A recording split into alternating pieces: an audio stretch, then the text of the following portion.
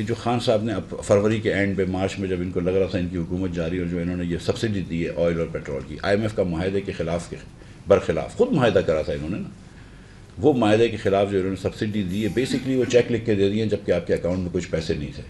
یہ ہم دیکھتے ہیں کبھی کبھی مارکیٹوں میں ہوتا ہے کہ لوگ چیک لکھتے ہیں اس کے بعد وہ بھاگ جاتے ہیں ملک کے باہر، کبھی سنگاپور کو چلے جاتے ہیں اور 6-8 سال تک وہ نہیں آتے پھر واپس کراچی یا لاہور یا جہاں پہ بھی رہتے ہوں وہ. اس قسم کی حرکت کری ہے وہ. اس کو ہم کراچی میں کہتے ہیں ٹوپی گھمانا، میں یہاں پہ کیا کہتے ہیں. یہ ملک کس طرح چلتے ہیں، ملک کس طرح چلتے ہیں.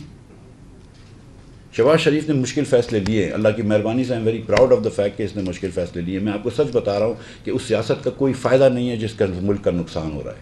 میں ڈاکٹر صاحبہ یہاں پہ جتنے لوگ اس پینل پہ بیٹھے ہیں ہم بڑے پریویلیج لوگ ہیں، آپ لوگ بھی سارے بڑے پریویلیج لوگ ہیں. جو کابینہ میں لوگ بیٹھے ہیں وہ تو بہت ہی زیادہ پریویلیج لوگ ہیں. جو کہ عام پاکستانی وہ پریویلیج نہیں ہے. اور اگر آپ عام پاکستانی کو ڈبائیں گے اور اس کو سری لنکا جیسی حالت کریں گے تو قوم کبھی معاف نہیں کرے گی، تاریخ کبھی معاف نہیں کرے گی، آپ کے ضمیر بھی آپ کو معاف نہیں کرے گا. اس لیے اگر مشکل فیصلے لینے ہیں تو انشاءاللہ لیں گے.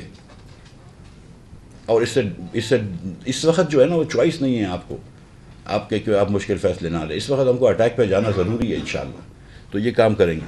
یہ بجٹ بھی اس کا ایک کڑی ہے.